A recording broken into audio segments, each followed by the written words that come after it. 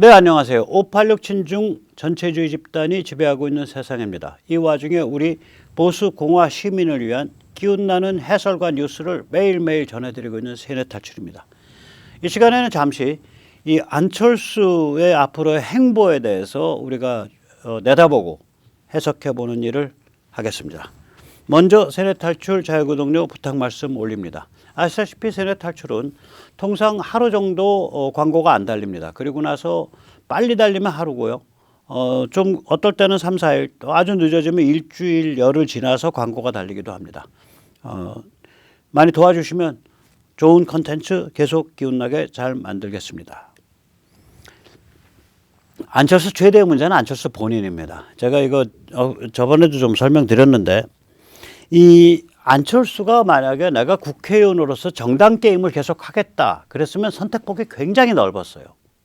근데 안철수가 국회의원으로서 정당 게임을 하는 것을 염호하고 염증내고 있다고 보입니다. 이거는 2016년에 국민의당으로 대박을 쳤다가 이 4년에 걸쳐서 그 당 다 까먹었잖아요. 지금 그래서 꼴랑 비례대표 3명만 남아있지 않습니까? 그 대구에 간호사 하시던 분, 그 다음에 이 의원, 그 다음에 권은희, 뭐 비례대표 3명만 남아있거든요. 안철수가 만약에 내가 국회의원으로서 정당 게임을 하겠다 그랬으면 종로구와 서초구를 받아갈 수 있었어요, 충분히.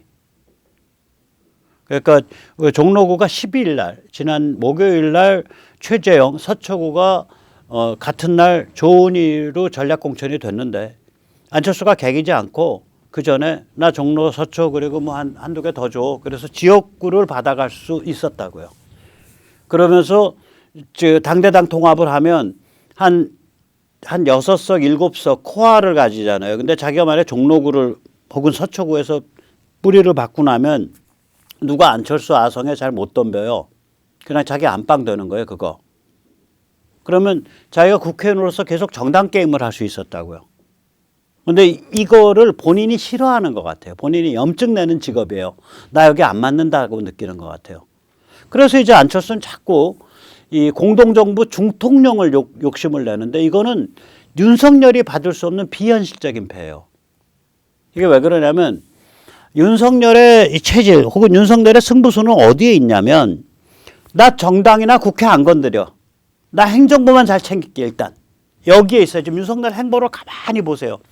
국힘에 대해서 무리수를 한 번도 둔 적이 없습니다. 오히려 방치를 했습니다. 그 너무 방치해서 12월에서부터 1월 초까지는 국힘 그 이준석이 뭐 김종인이 뭐 홍준표 날뛰면서 지지율이 바닥까지 내려갔잖아요.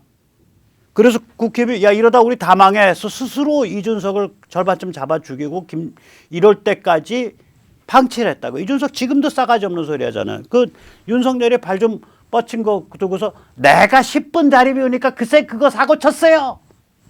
하여간에 그 싸가지 없는 게 그 정도 싸가지 없는 것도 재주입니다. 제가 10분을 자리 비니까 윤석열이 말해요. 그걸 못 참고 사고 쳤어. 나 참 어휴 저 만약에 옛날 같으면 더 이제 말하면 입이 그러니까 저 그 싸가지 없습니다. 근데 뭐 싸가지 있거나 없거나 사실 정치판에서는 이미 절반쯤 돌아가셨습니다. 이준석. 그러니까 이 윤석열의 체질을 보면 정당과 국회에 대해서 거리를 둬요. 그 얘기는 거꾸로 말하면 내가 한미동맹 비롯해서 몇 가지 주요 정책을 행정부, 대통령으로서 챙기겠다라고 딱 생각을 하고 있는데 지금 안철수는 행정부 내놔. 윤석열은 정당이나 국회에 갈 수가 없는 사람이에요. 거기 출신도 아니고. 근데 안철수가 행정부 그 실제적인 아랫돌이 다 내놔 하면 윤석열은 그러면 저거 된다는 소리 아니에요? 헛바지. 윤석열이 받을 수가 없는 비현실적인 패예요. 오히려 이제 윤석열이 좀 걱정이 되는 게 당선 직후 이 행정부만 챙기겠다. 대통령 본연의 업무만 잘하겠다라는 이 체질이 바뀔까? 이 체질로 정부를 이끌 수 있을까? 이게 걱정이 될 정도예요. 윤석열이 저기에 딱 집중되어 있는 사람이거든요. 지금 전략이. 나 정당과 국회 안 건드려. 그거 알아서들 하셔. 국힘이. 나는 대통령 본연의 업무를 최대한 잘하겠어. 이걸로 집중되어 있다. 포커스가 딱 거기에 맞춰져 있다. 근데 안철수는 이 포커스 나한테 줘. 너는 대통령 명예직하고 이런 태도란 말이에요. 그래서 안 맞는 거야, 아구가 지금. 만약에 안철수가 내가 국회의원으로서 정당 게임을 하겠다라 그랬으면 아구가 잘 맞아요. 저 합의. 또 뭐 불행 중 다행인지 뭔지 안철수의 실제 지지율이 완주했을 경우에 5% 미만 나올 것 같고, 완주 안 하는 경우에 안철수가 어디 가서 줄을 서든 혹은 뭐 비즈니스 클래스 끊어서 미국으로 튀든 저는 안철수 보고 묻고 싶은 게 있어요. 미국행 1등석이나 비즈니스 클래스 끊어 놓으셨습니까? 라고 묻고 싶습니다. 튀든 간에 그러면은 튀면은 안철수 표 딱 절반 가는 거예요. 절반. 안철수는 그러니까 중립적인 거예요. 지금 상태가. 그러니까 중립적이니까 당연히 표로서의 가치가 없죠. 그렇다고 해서 안철수 성격에 저 2011년에 저 박원순 연출해주고 2012년에 문재인 연출해줬듯이 지금 윤석열이랑 무슨 그 뭐 단일화 연출한 다음에 저렇게 화끈하게 연출해 줄 거냐. 아니에요. 지금 심통이 여기까지 다 차 있어. 관상의 사람 바뀌었잖아. 연출 안 해줘요. 화끈한 대중 연출. 의미가 없는 거예요. 그래서 안철수는 자산 가치가 없는 썩은 생선 같은 존재다. 그걸 보고 인격 모독이라 그러는데 천만에 저는 안철수 인격은 한 번도 그 사람이 뭐 성인 군자인지 개 사기꾼인지 한 번도 얘기한 적이 없습니다. 저는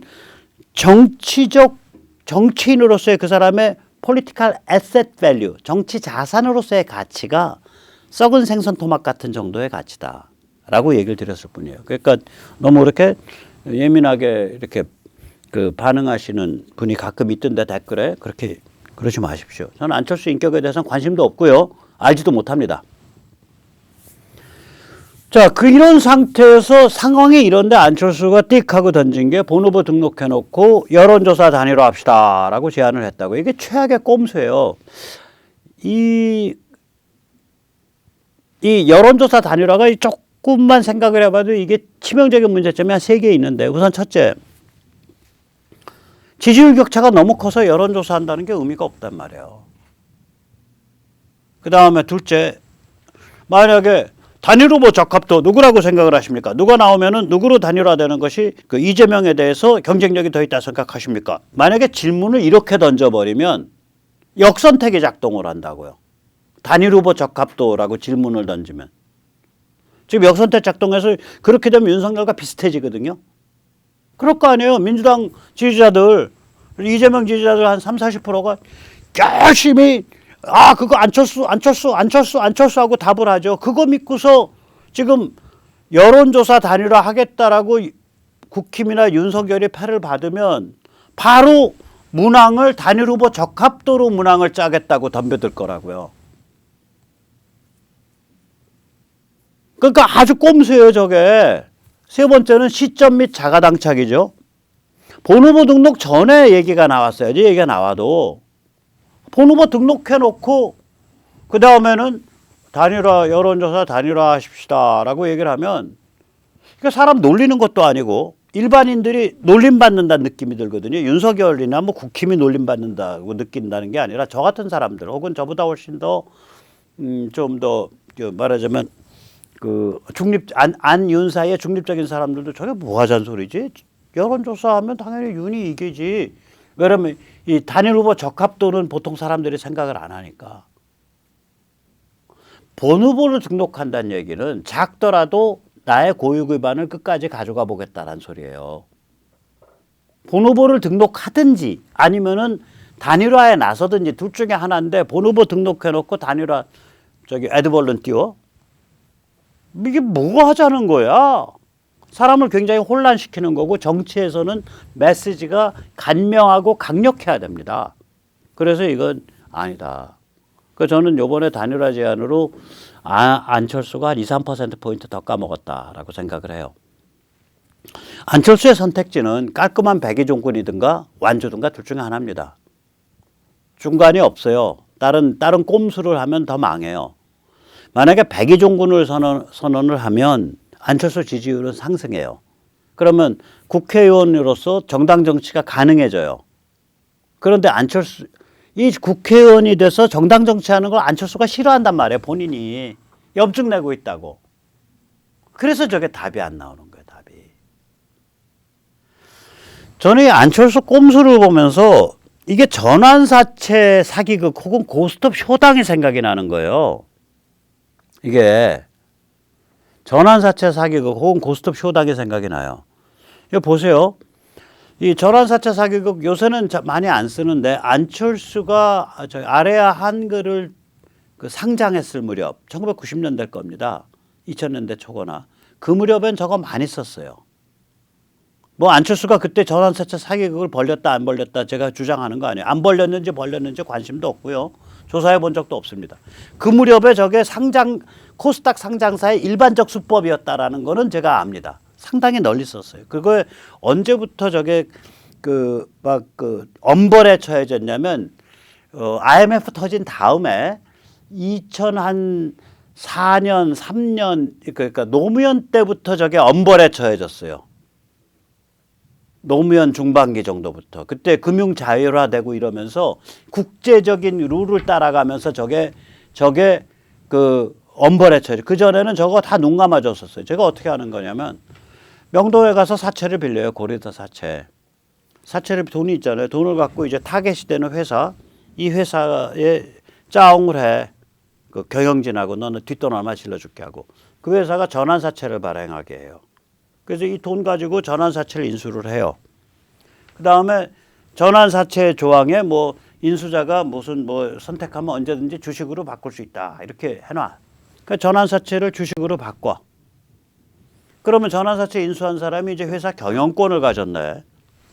경영권 가진 상태에서 이제 가짜 공시를 때려요. 막 뭐 작전 세력 이제 해서 또 회사도 가짜 공시 때리고 작전 세력이 막 해서 회사 떼돈 버는 걸로 막 만들어. 무슨 뭐 항체 치료제를 개발했다는 둥, 최첨단 mRNA 방식 백신을 개발했다는 둥, 뭐 기술을 뭐 러시아에 수출하기로 했다는 둥 이런 가짜 공시를 막 때려요. 그럼 주가가 수직 상승합니다. 주가가 수직 상승했을 때 주식 일부를 판매를 해요. 그리고 그거 가지고도 돈이 안 돼. 그럼 회사 돈을 빼. 회사가 전환사채를 인수해 줬으니까 회사가 돈을 갖고 있을 거 아니에요. 회사 돈을 횡령으로 빼내요. 그래서 돈을 만들어서 그걸 명동 사채업자한테 갚아. 사채 상환을 해요. 그러면 이제 다 돈은 갚았죠. 자기는 남은 주식 갖고 회사 경영권은 계속 갖고 있죠. 주식 하락하면 어떠냐고. 코스닥 상장기업 대표이사고 코스닥 상장기업의 오너인데 이거예요. 이 수법. 그런 생각이 나는 거예요. 이게 뭐냐면 자기 고유 기반이 지금 없잖아. 안철수가 자기가 예를 들어서 자기 지지율이 뭐 실제 지지율은 전 5%도 안 된다고 봐요. 저거. 왜냐면 사표 방지 심리가 있어갖고 안철수가 완주했을 때 득표할 수 있는 퍼센트는 5%도 안 나온다고 본다고. 그러니까 득표 사이즈가 작은 군소 후보인데 그런 군소 후보에 걸맞게 해야 될 거 아니에요. 우리가 합당해 줄 테니까 우리가 일단 나와 있는 지금 국회의원 보궐선거 5개 중에 제일 노른자인 종로, 서초 저기 3군데 우리 줘. 그리고 합당하자. 이렇게 돼야지 게임이 되지. 다른 거는 이제 저기 나중에 벌어질 일이니까 당장 할 수 있는 일은 그거잖아요. 당장 할 수 있는 것.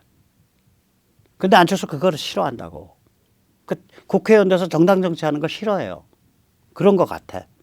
그러니까 되도 않을 공동정부 중통령의 욕심을 내는 거라. 그러니까 꼼수를 쓰죠. 우회를 하려고 그러고. 저게 똑같은 방식이지. 고스톱 쇼당도 마찬가지잖아요. 쇼당이라는 게 이제 일본말 상담의 그 일본말 발음인 것 같은데 고스톱 발에서 쇼당 하니까 뭐 잘 아시잖아요. 내가 2장을 갖고 있는데 막판에 요거를 내면 이 사람이 이기고 요거를 내면 이 사람이 이겨. 어느 거 낼까 하고서 2장 깔아놓은 다음에 선택하세요. 그래서 쇼당 걸어가지고 판 딱 정리시켜버리는 거죠. 누구도 이기지 않게. 이런 생각이 드는 거예요, 이게. 근데 지금 이게 전환사채 사기판이냐 이거지, 대선이. 2022년 대선이. 안철수 씨한테 묻고 싶은 게 고스톱 쇼당판이냐. 심보 그렇게 쓰시면은 뒤끝이 안 좋습니다. 라고 말씀드리고 싶은 거죠. 그 심보 그렇게 쓰지 마시고 백의종군으로 윤석열 후보를 위해서 뛰는 게 제일 좋고 아니면 하루라도 빨리 이제 그 미국행 퍼스트 클래스하고 비즈니스 클래스 잡아가지고 얼른 미국으로 출국하십시오. 그래서 하고 싶은 말. 안철수 최대 문제는 안철수. 미국행 비행기표 산남료라고 하고 싶습니다. 자, 여기서 우리가 잠시 주목해야 될 변화가 좀 있습니다. 윤석열의 대운과 윤석열의 함정인데요. 이 조중동이 내세우는 대형 이 정치꾼들, 대형 파트너들이 지금 다 정리돼 가고 있어요. 제가 이걸 깡통 정치스타 깡정이라 그러죠. 조중 깡정 할 때 깡정. 김무성, 유승민, 안철수, 홍준표, 이준석 다 정리돼 가고 있어요. 이 중 안철수, 홍준표, 이준석은 절반쯤 정리됐고요. 이미 힘 못 쓰는 상태가 됩니다. 이 조중 깡정의 최고 전략 브레인이 지금 부산 정치시장을 하고 있는 부산시장을 하고 있는 박형준입니다. 박형준 시장이 이 조중 깡정의 최고 전략 브레인이에요. 이건 어디서 마지막 증거가 나오냐면 그때 뭐 혁신과 통합인가 만들어 가지고 그 지금 그러니까 자유한국당인가랑 합당하면서 유승민계가 왕창 밀고 들어와서 딱 장악해 버렸잖아요. 그게 이제 박형준 작품이었거든요. 이 박형준은 지금 부산시장 하느라 바빠요.